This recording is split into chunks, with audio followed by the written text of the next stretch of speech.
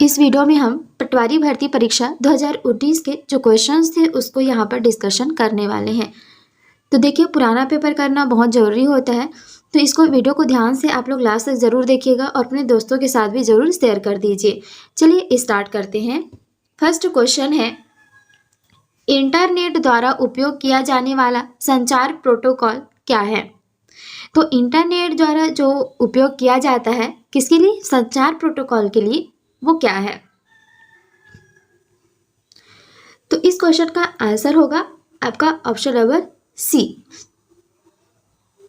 TCP IP address, इसका उपयोग किया जाता है। नेक्स्ट क्वेश्चन है, निम्नलिखित में से कौन सी वेबसाइट आपको स्थानीय दुकानों का विवरण देगी? तो इसका आंसर क्या होगा?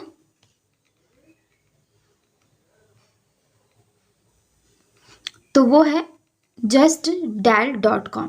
ये क्या है? स्थानीय दुकान है। नेक्स्ट क्वेश्चन है, एक तकनीक जिसमें एक प्रोग्राम आईपी प्रसारण एड्रेसिंग ऑपरेशन का दुरुपयोग करके एक नेटवर्क पर हमला करता है, वो क्या कहलाता है? तो ऐसा तकनीक जिसमें एक प्रोग्राम जो है आईपी जो प्रसारण है उसको एड्रेसिंग ऑपरेशन का दुरुपयोग करके एक नेटवर्क पर हमला करता है, तो वो कहलाएगा आपका स्मफिंग। नेक्स्ट क्वेश्चन है, एक कंप्यूटर वायरस जो आमतौर पर खुद ही अन्य कंप्यूटर प्रोग्राम पर हमला करता है, वो क्या कहलाता है? तो ऐसा है एक कंप्यूटर वायरस है जो आमतौर पर खुद ही अन्य कंप्यूटर प्रोग्राम पर हमला करता है, तो खुद ही हमला कौन करता है? Trojan horse. ठीक है। नेक्स्ट, VGA का पूर्ण रूप क्या है? इसका फुल फॉर्म बताना है। VGA इसका फुल फॉर्म है video graphics array, video graphics array. Next question है, निम्नलिखित में से कौन सा एक इमेज फाइल फॉर्मेट नहीं है? इमेज का जो फाइल फॉर्मेट है वो इसमें से कौन सा नहीं है? तो आंसर क्या हो जाएगा? Dot image. ये नहीं होता है। देखिए, PNG में हम लोग डाउनलोड कर सकते हैं, JPG में डाउनलोड करते हैं, TIF में डाउनलोड करते हैं, लेकिन डॉट IMG इसमें इमेज का ये फॉर्मेट नहीं है। नेक्स्ट है, इस राज्य के उत्तरी भाग में निम्नलिखित में से कौन सा पार्ट सबसे अधिक ऊंचा है? सबसे अधिक ऊंचे पार्ट की बात कर रही है, तो देखिए कौन सा है? Man part. मैन पार्ट सबसे ऊंचा है। नेक्स्ट है, डिस्क संरचना के बारे में क्या सही है?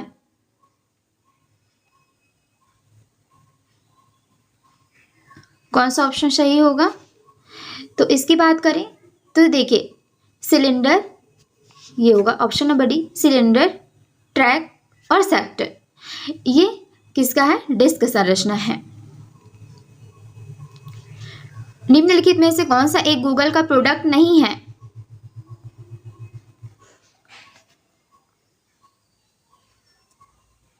गूगल का प्रोडक्ट कौन सा नहीं है? iOS ये गूगल का प्रोडक्ट नहीं है। बाकी एंड्रॉयड, जीमेल, क्लैरोम, ये सभी किसका है? गूगल का प्रोडक्ट है। नेक्स्ट क्वेश्चन है, यूट्यूब के गुणों के बारे में क्या गलत है?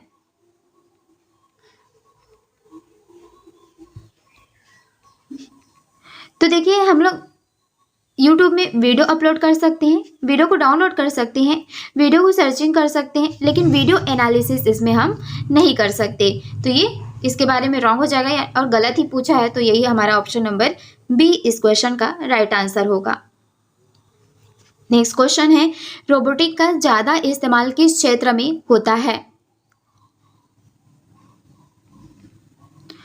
जो रोबोटिक होता है उसका इस्तेमाल किस क्षेत्र में सबसे ज़्यादा होता है? मैन्युफैक्चरिंग। मैन्युफैक्चरिंग के क्षेत्र में रोबोटिक का प्रयोग सबसे अधिक होता है। नेक्स्ट क्वेश्चन है, स्टोर में हर बेचने वाला उत्पाद पर छपे हुए यूनिवर्सल प्रोडक्ट कोड को पढ़ने के लिए उपयोग में आने वाला उपकरण क्या है? उसमें क्या होता है? यूनिवर्सल प्रोडक्ट कोड रहता है। जो कि हर स्टोर में आपको देखने को मिल जाएगा, उस उत्पाद में लगा रहता है। तो उसको पढ़ने के लिए किस उपकरण का उपयोग किया जाता है? तो वो होता है बारकोड रीडर।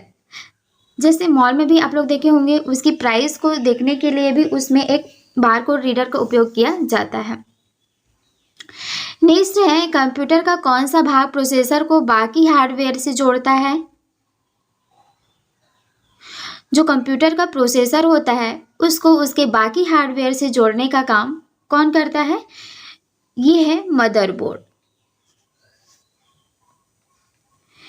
नेक्स्ट क्वेश्चन है, कंप्यूटर सिस्टम को नियंत्रित करने वाले प्रोग्राम का नाम क्या है? तो कंप्यूटर सिस्टम जो होते हैं इसको पूरी तरीके से कंट्रोल नियंत्रित करने के लिए किस जो प्रोग्राम है उसका नाम क्या है? तो वो है सॉफ्टवेयर। एक सॉफ्टवेयर होती है अंदर कंप्यूटर की सिस्टम में, तो ये क्या करती है, पूरी कंप्यूटर सिस्टम को एक नियंत्रित करके रखती है। नेक्स्ट है, इंकजेट प्रिंटर एक इमेज को कैसे प्रिंट करता है? तो प्रिंटर के भी कई टाइप होते हैं, है ना, जिसमें जो इंकजेट प्रिंटर है ये एक इमेज को कैसे प्रिंट करता है? तो ये है कैरेक्टर की स्प्रे प्रिंटिंग से। जो कैरेक्टर होती है उसकी स्प्रे प्रिंटिंग से ये प्रिंट करता है कौन? Inkjet printer. नेक्स्ट क्वेश्चन है, डॉट मैट्रिक्स प्रिंटर का दूसरा नाम क्या है?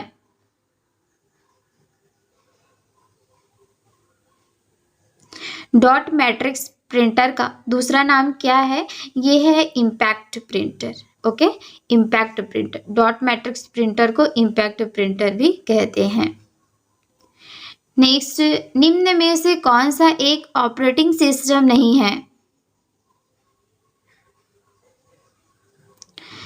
तो इसमें से कौन सा एक ऑपरेटिंग सिस्टम नहीं है? ये है ऑरेकल। ऑरेकल जो होता है ये एक ऑपरेटिंग सिस्टम नहीं है। देख लीजिए, विंडोज, लिनक्स और डॉस ये क्या है? ऑपरेटिंग सिस्टम है। नेक्स्ट है, निम्न में से कौन सा सिंगल यूजर ऑपरेटिंग सिस्टम है? सिंगल यूजर ऑपरेटिंग सिस्टम, तो ये कौन सा है? MS DOS. एमएस डॉस क्या है? सिंगल यूजर ऑपरेटिंग सिस्टम है।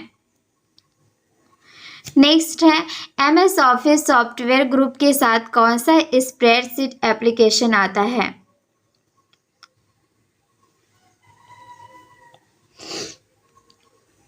तो क्या होगा? MS Excel. एमएस ऑफिस जो सॉफ्टवेयर ग्रुप है इसके साथ जो स्प्रेडशीट एप्लीकेशन आता है वो कौन सी है? MS Excel. नेक्स्ट है, साधारणतः फुटर कहाँ पर प्रिंट होता है? जो फुटर होता है वो कहाँ पर प्रिंट होता है? तो ये देखिए, सभी पृष्ठ पर होता है। फुटर जो लगा हुआ होता है वो सभी पृष्ठ जो होते हैं, पेज होते हैं, उस पर होता है।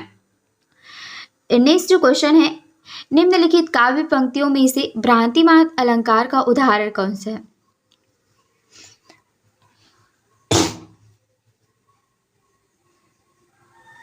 भ्रांतिमान अलंकार का एग्जाम्पल इसमें से कौन सा हो जाएगा? ये हो जाएगा, पाए महावर दैन कौ नैनी बैठी आए, फिर जानी महावरी एड़ी मिर्ती जाए। ये क्या है? भ्रांतिमान अलंकार है। दोहा छंद के प्रत्येक चरण में कितनी मात्राएं होती है?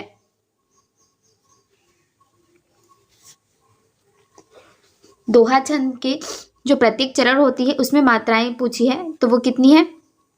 13, 11 और 13, 11 के रेशो में ये होता है। नेक्स्ट है, निम्नलिखित में से कौन सा शब्द अउपसर्ग युक्त है?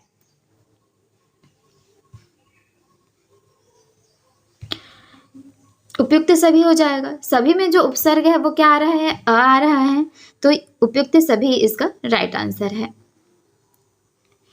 नेक्स्ट क्वेश्चन है, निम्नलिखित शब्दों में से कौन सा शब्द हिंदी भाषा के शब्द भंडार में शामिल तद्भव शब्द है?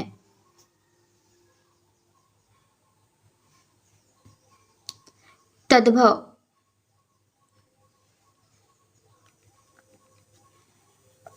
कौन सा है? पंख। पंख क्या है? एक तद्भव शब्द है। नेक्स्ट, निम्नलिखित में से कौन सी कंपनी इस राज्य में कोरबा स्थित भारत एल्यूमिनियम कंपनी की 51% की भागीदार है?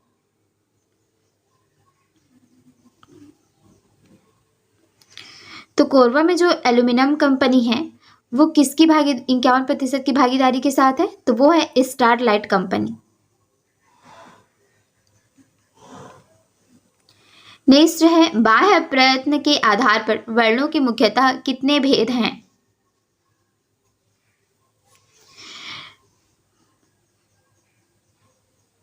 बाह्य प्रयत्न के आधार पर वर्णों के मुख्यतः कितने भेद हो जाएंगे? इसके होंगे 2 भेद। नेक्स्ट है, शास्त्रों की बात में कविता का दखल समझना यह भी धर्म के विरुद्ध है। इस वाक्य में यह किस प्रकार का सर्वनाम है?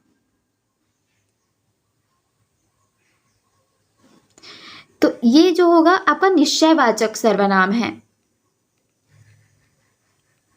नेक्स्ट है, निम्नलिखित में से कौन सा वाक्य शुद्ध है?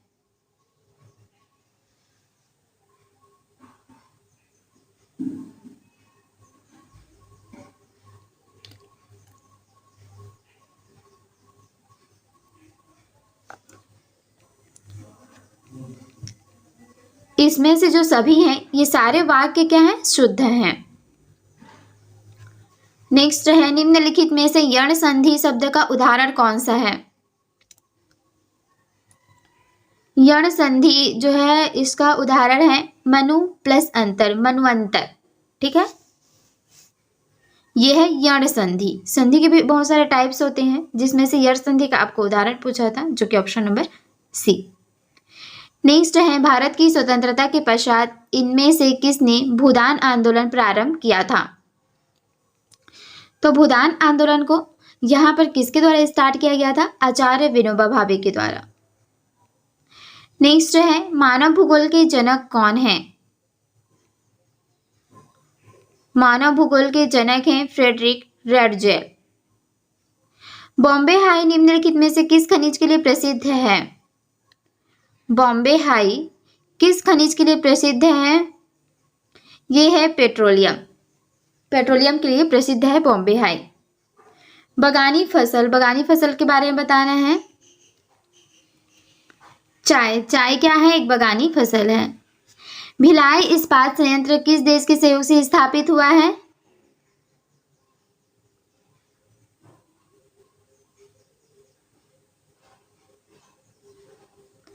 तो देखिए, भिलाई इस्पात संयंत्र ये सोवियत रूस के सहयोग से स्थापित हुआ है।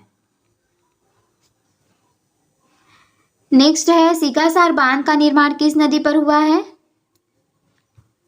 सीकासार बांध ये है पैरी नदी पर। पिग्मी का निवास क्षेत्र कहाँ है? पिग्मी का निवास क्षेत्र है जायर।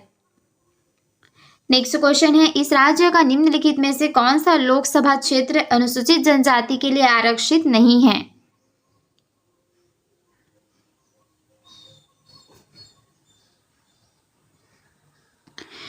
तो कहाँ का है? सारंगढ़। सारंगढ़ का जो लोकसभा क्षेत्र है वो अनुसूचित जनजाति के लिए आरक्षित नहीं है।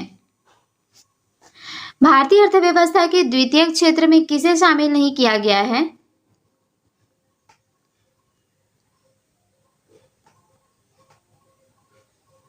भारतीय अर्थव्यवस्था के जो द्वितीय क्षेत्र में किसे शामिल नहीं किया गया है?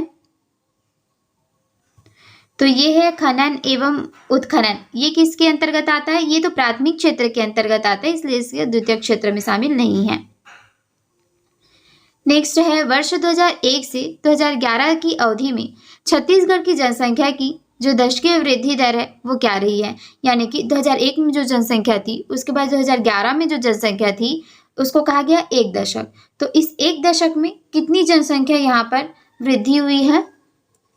तो वो है 22.61% की यहाँ पर जनसंख्या जो है वो इंक्रीज हुई है। नेक्स्ट है, निम्नलिखित में से किसे राष्ट्रीय आय कही जाती है?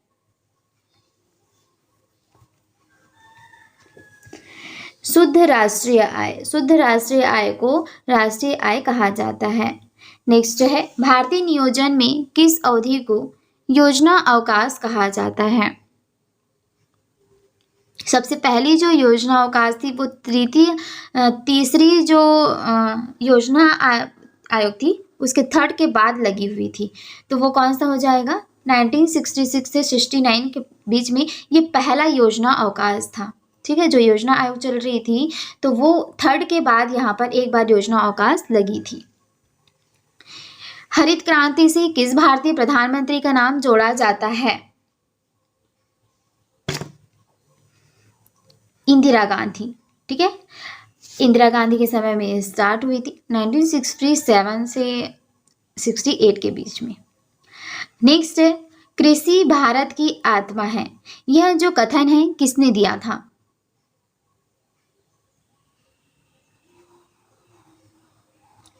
कृषि भारत की आत्मा है, ये जो कथन है ये दिया था महात्मा गांधी ने। नेक्स्ट क्वेश्चन है भारत में विदेशी विनिमय प्रबंधन अधिनियम कब लागू किया गया?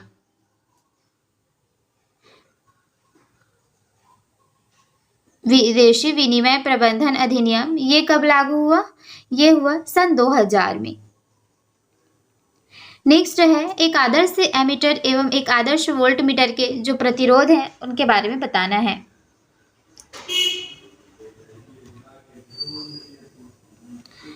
तो आदर्श एमीटर और आदर्श वोल्ट मीटर के जो प्रतिरोध है वो कैसे हैं?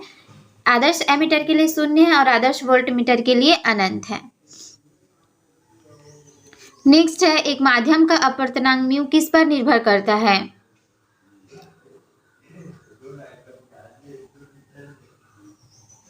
तो किसी माध्यम का अपवर्तनांक है म्यू, ये किस पर निर्भर करता है? ये करता है माध्यम के तापक्रम पर, आपतित किरण के तरंगदैर्ध्य पर और माध्यम की प्रकृति एवं भौतिक अवस्था पर।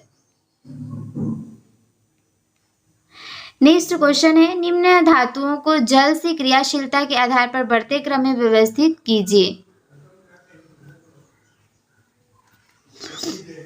उनकी क्रियाशीलता के आधार पर बढ़ते हुए क्रम में आपको व्यवस्थित करनी है। सबसे अधिक क्रियाशील कौन होता है? सबसे अधिक क्रियाशील है सोडियम, उससे थोड़ी कम मैग्नीशियम, उससे कम जस्ता और सबसे कम लोहा। कौन सा हो जाएगा? Option number B. सूची 1 है और सूची 2 है, इसको आप लोगों को मिलाना है। देख लीजिए यहाँ पर है कूट। तो सबसे पहले हम देखते हैं इसको हम लोग ऊष्मा एवं विद्युत का सर्वोत्तम चालक ये कौन होता है? ये होता है चांदी। हम लोग एलिमिनेट तरीके से करेंगे। तो देखिए यहाँ पर सेकंड और लास्ट ये तो ऐसे ही कट गया। क्यों? क्योंकि यहाँ पर देखिए ये फोर्थ दे रहा है और लास्ट वाले में फर्स्ट दे रहा है, तो ये तो नहीं होगा क्योंकि फर्स्ट का क्या हो जाएगा? फिफ्थ होगा। अब हमें क्या किस में देखना है? ऑप्शन ए और सी में देखना है। सी का यहाँ पे दोनों में क्या है? 3 है, तो सी का हम लोग थर्ड में कर देते हैं। सर्वाधिक आघातवर्धनीय धातु सोना ही होता है। ठीक है, सबसे हल्की धातु कौन सी होती है?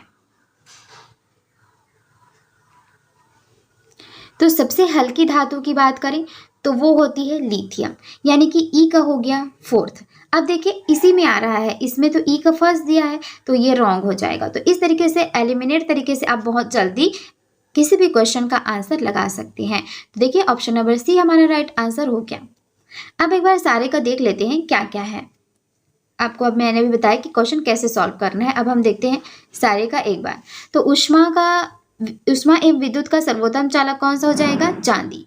सर्वाधिक पाया जाने वाला धातु ये है एल्यूमिनियम। और सर्वाधिक आघातवर्धनीय धातु जो है वो है सोना। और ऊष्मा का सबसे दुर्बलतम चालक जो है वो है सीसा। और सबसे हल्की जो धातु है वो हो जाएगी आपकी लिथियम। नेक्स्ट क्वेश्चन है कौन से लवणों के विलयनों का युग्म अम्लीय प्रकृति का होता है?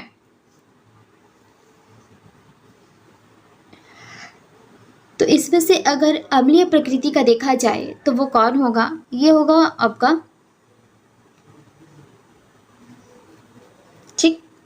Copper sulphate, ammonium sulphate. मानव शरीर में सबसे बड़ी ग्रंथि कौन सी है? सबसे बड़ी ग्रंथि है यकृत, ये होता है लीवर। नेक्स्ट है सर्वाधिक हरा शैवाल एल्गी कहाँ पर रहता है? तो सबसे हरा जो शैवाल है एल्गी, ये कहाँ पर रहता है? ये रहता है ताजे जल में, ठीक है, ताजे जल में रहता है। नेक्स्ट यहाँ पर देखिए, निम्न में से कौन सा सही है? यहाँ पर आपको 6 ऑप्शन दिए हुए हैं जिसको पढ़ना है, फिर इसमें से कौन कौन सा सही है उसको यहाँ पर लगाना है।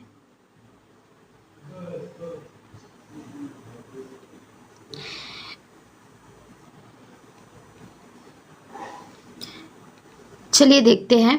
फर्स्ट क्या बोल रहा है कि राष्ट्रपति का निर्वाचक मंडल द्वारा निर्वाचित होता है, ठीक, ये तो सही है। दूसरी बात करें, निर्वाचक मंडल में संसद के निर्वाचित सदस्य होते हैं। तो निर्वाचक जो मंडल होता है उसमें कौन होते हैं? संसद के जो निर्वाचित सदस्य होते हैं वो आते हैं। तो ठीक है, राष्ट्रपति का चुनाव भी इन्हीं लोग करते हैं, ठीक, तो ये तो ऑप्शन सही है।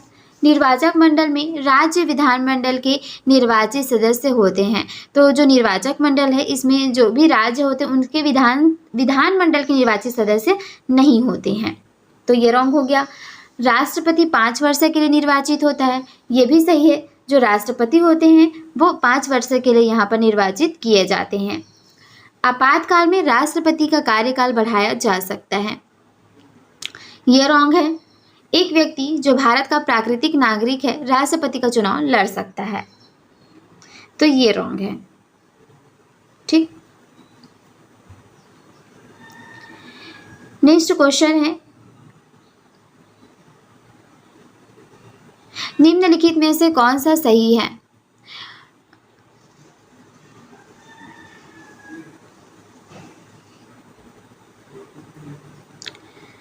यहाँ पर देखिए क्या हो जाएगा इसका, चलिए पढ़ते हैं। उच्च न्यायालय के न्यायाधीश की नियुक्ति राष्ट्रपति द्वारा की जाती है, ये सही है, क्योंकि उच्च न्यायालय के जो न्यायाधीश होते हैं इनकी नियुक्ति किसके द्वारा किया जाता है? राष्ट्रपति के द्वारा किया जाता है।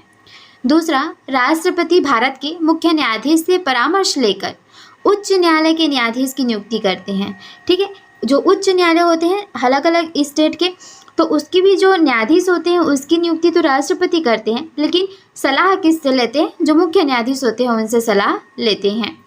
राष्ट्रपति राज्य के राज्यपाल से भी परामर्श करते हैं, ठीक है। राष्ट्रपति उच्च न्यायालय के मुख्य न्यायाधीश से भी परामर्श लेते हैं, तो ये भी ठीक है, यानी कि सारे ऑप्शन यहाँ पर राइट हो जाएंगे आपके। नेक्स्ट है, भारत का एक नागरिक विधानसभा का चुनाव लड़ना चाहता है किंतु वह विकृत चित्त का है, तो इसकी घोषणा कौन करेगा? इसकी घोषणा करेगा सक्षम न्यायालय, ठीक है, सक्षम न्यायालय इसकी घोषणा करेगा। नेक्स्ट क्वेश्चन है, भारत का एक नागरिक विधानसभा का चुनाव लड़ना चाहता है किंतु वह विकृत चित्त का है, तो वह इसकी घोषणा कौन करेगा? तो भारत का एक ऐसा नागरिक है जो विधानसभा का चुनाव लड़ना चाहता है लेकिन उसका विकृत चित्त है, मतलब उसका मन जो है, चित्त है, वो विकृत है, तो यहाँ पर इसकी घोषणा कौन करेगा? आंसर हो जाएगा इसका सक्षम न्यायालय, ठीक है, सक्षम न्यायालय इसकी घोषणा करेगा। नेक्स्ट क्वेश्चन है, एक विधेयक विधानसभा द्वारा पारित कर दिया गया और विधान परिषद में भेजा गया, इसी बीच विधानसभा विघटित हो गई, अब क्या होगा?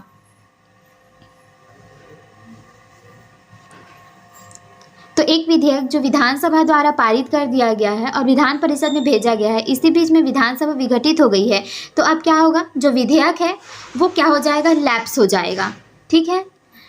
नेक्स्ट है, भारत में किस कैलेंडर को मान्यता दी गई है? तो आंसर क्या हो जाएगा? ग्रेगोरियन कैलेंडर, इसको मान्यता दी गई है। इसको नहीं लगाइएगा, सभी घरों में बाबूलाल चतुर्वेदी कैलेंडर होती है, वो उस कैलेंडर का नाम है, ना कि ये इस ग्रेगोरियन कैलेंडर जो एक्चुअल में है उसकी नाम है। तो आंसर क्या हो जाएगा? Gregorian calendar. नेक्स्ट है, संविधान के किस अनुच्छेद में अल्पसंख्यकों के हितों का संरक्षण प्रावधानित है? तो अल्पसंख्यक के हितों का संरक्षण किस में है? ये है 29 में। नेक्स्ट क्वेश्चन है, राज्यसभा के उपसभापति को पदच्युत करने के विषय में क्या सही नहीं है? रॉन्ग क्या है इसमें से बताना है, यानी कि पदच्युत करना मतलब उनके पद से हटाने के लिए। तो राज्य के जो उपसभापति हैं उनको उनके पद से हटाना है, तो उसके लिए इनमें कौन सा रॉन्ग है वो बताना है।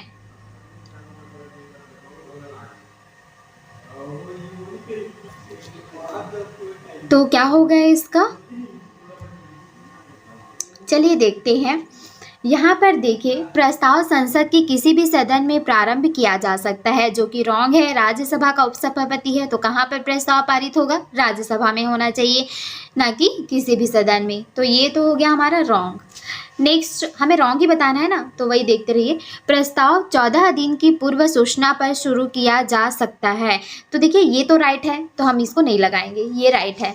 और प्रस्ताव पुनर्स्थापित करने के लिए सदन के 1/4 सदस्यों का हस्ताक्षर आवश्यक है।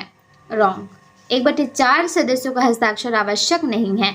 नेक्स्ट, प्रस्ताव सदन के तत्कालीन सदस्यों के बहुमत से पारित होना चाहिए, ये सही है। और क्या लिखा गया है? प्रस्ताव सदन में उपस्थित और मतदान करने वाले सदस्यों के बहुमत से पारित होना चाहिए, ये गलत है। जो उपस्थित और मतदान करने वाले सदस्यों के बहुमत से पारित नहीं होना चाहिए, टोटल जितने भी उनके सदस्य हैं अभी उसके बहुमत से पारित होना चाहिए। तो हमें रॉन्ग बताना था, तो रॉन्ग कौन सा किया हमने? 1 किया, 3rd किया और 5th को किया है। 1, 3rd और 5th ऑप्शन नंबर सी में है, तो यही इसका राइट आंसर हो जाएगा। नेक्स्ट क्वेश्चन है, निम्नलिखित में से किस वैदिक ग्रंथ में पुंसवन से लेकर मृतक दाह तक के सामाजिक रीति रिवाज एवं संस्कार वर्णित है?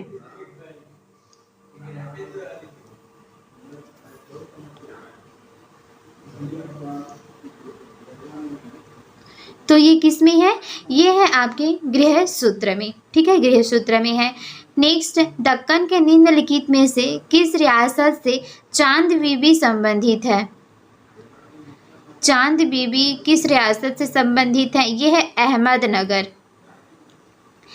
नेक्स्ट है, निम्नलिखित में से किस क्षेत्र में मुगलों ने भारतीय संस्कृति को सर्वाधिक योगदान दिया है? मुगलों ने किस क्षेत्र में भारतीय जो संस्कृति है इसका योगदान दिया है? तो वो देखिए स्थापत्य कला में इन्होंने मुगलों का बहुत योगदान रहा है। नेक्स्ट है, महात्मा गांधी द्वारा प्रवर्तित निम्नलिखित में से किस आंदोलन में सरदार पटेल ने अग्रणी भूमिका निभाई थी? वो कौन सी है? महात्मा गांधी ने भेजा था किसको? सरदार पटेल को। कहाँ पर? गुजरात में। किस लिए? यहाँ पर बारदोली सत्याग्रह जो हो रही थी, कब हो रही थी? 1928 में। और यहीं पर इनकी जो महिलाएं हैं यहाँ पर, उनके द्वारा इनको सरदार की उपाधि भी दी गई थी। नेक्स्ट है, राजधानी स्थानांतरण के अवसर पर दिल्ली में प्रवेश के समय इनमें से किस वायसराय पर बम फेंका गया था? तो राजधानी स्थानांतरण कब हो रही थी? 1911 में। और कब स्थानांतरित हो गई? 1912 में। ठीक, तो इस समय पर किस वायसराय पर बम फेंका गया था? तो इस टाइम जो वायसराय था वो कौन था? लॉर्ड हार्डिंग द्वितीय, जिस पर बम फेंका गया था। लेकिन इस पर नहीं पड़ा था, वो एक इनके और कर्मचारी था, उस पर बम पड़ा हुआ था। नेक्स्ट है, 1929 में इनमें से किसने खुदाई खिदमतगार संगठन की स्थापना की थी? ये याद रखिएगा कि खुदाई खिदमतगार जो संगठन है इसकी स्थापना कब हुई? 1929 में। और किसके द्वारा? खान अब्दुल गफ्फार खान के द्वारा। नेक्स्ट है, स्वास्थ्य चिकित्सा की केंद्र सरकार की निम्नलिखित में से कौन सी योजना इस राज्य में लागू की गई है?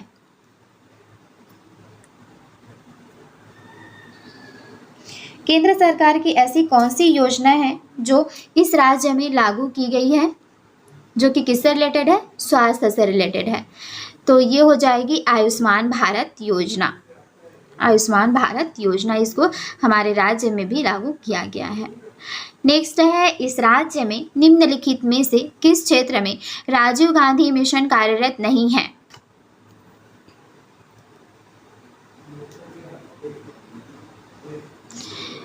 क्या है, स्वास्थ्य सेवा। स्वास्थ्य सेवा के क्षेत्र में राजीव गांधी का कोई भी मिशन यहाँ पर लागू नहीं है। बाकी आप देख सकते हैं प्राथमिक शिक्षा, खाद्यान्न और जलग्रहण क्षेत्र, इन सभी में राजीव गांधी मिशन है। नेक्स्ट, निम्नलिखित में से किस क्षेत्र में इस राज्य द्वारा प्रतिवर्ष पंडित रविशंकर शुक्ल सम्मान दिया जाता है? पंडित रविशंकर शुक्ल सम्मान किस क्षेत्र में दिया जाता है? ये हो जाएगा आपका समाज सेवा। समाज सेवा क्षेत्र में दिया जाता है। नेक्स्ट है, इस राज्य की परंपरागत घुमंतू जाति के साथ निम्नलिखित में से किस लोकगीत का संबंध है?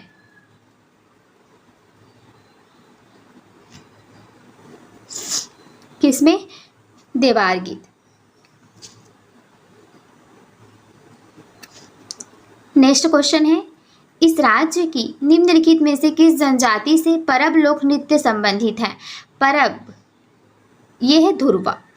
इसका एक ट्रिक है, बोला जाता है ना धुरवा में पर जा, तो उस तरीके से याद रखिएगा। धुरवा पर याद आ रहा है, परजा में पर आता है, तो इस तरीके से एक ट्रिक है छोटी सी, जिसको याद रखिएगा। नेक्स्ट क्वेश्चन है, इस राज्य के निम्नलिखित में से किस लोकगीत में सारंगी या एकतारा का संगीत वाद्य के रूप में प्रयोग किया जाता है? तो देखिए, सारंगी या एकतारा जो संगीत वाद्य के रूप में प्रयोग किया जाता है वो है भरथरी। ठीक है, भरथरी लोकगीत में इसका प्रयोग करते हैं। नेक्स्ट है, निम्नलिखित में से किस रूप में इस राज्य के पंडित बुद्धादित्य मुखर्जी अंतर्राष्ट्रीय स्तर पर जाने जाते हैं? तो ये किससे संबंधित हैं? ये हैं सितार वादक। ठीक है, जो कि छत्तीसगढ़ से हैं और ये अंतर्राष्ट्रीय स्तर पर इनको जाना जाता है सितार वादक के लिए। नेक्स्ट है, इस राज्य से प्रथम महिला संसद सदस्य इनमें से कौन थी? तो वो थी मिनी माता थी। नेक्स्ट है, निम्नलिखित में से किस राजवंश ने इस राज्य में सबसे लंबे समय तक शासन किया? सबसे लंबे समय तक शासन किसके द्वारा किया गया था? कलचुरी राजवंश के द्वारा किया गया था। नेक्स्ट क्वेश्चन है, निम्नलिखित में से कौन सा कार्य इस राज्य के प्रथम मराठा शासक बिंबाजी भोसले से संबंधित नहीं है? बिंबाजी भोसले से संबंधित नहीं है। कौन है सूबेदारी व्यवस्था का सूत्रपात? ये बिंबाजी भोसले से संबंधित नहीं है। बाकी देखिए, परगना पद्धति का प्रारंभ इनके द्वारा किया गया था। रतनपुर एवं रायपुर का जो एकीकरण है इनके द्वारा किया गया, और रतनपुर में राम मंदिर का निर्माण भी इनके द्वारा किया गया था। नेक्स्ट क्वेश्चन है, निम्नलिखित में से किस महीने में इस राज्य की समस्त कर रियासतें भारतीय संघ में सम्मिलित कर दी गईं? जितने भी राज्य में समस्त जो कार्यरत रियासतें थी इनको भारतीय संघ में कब सम्मिलित कर दिया गया? जनवरी 1948 में।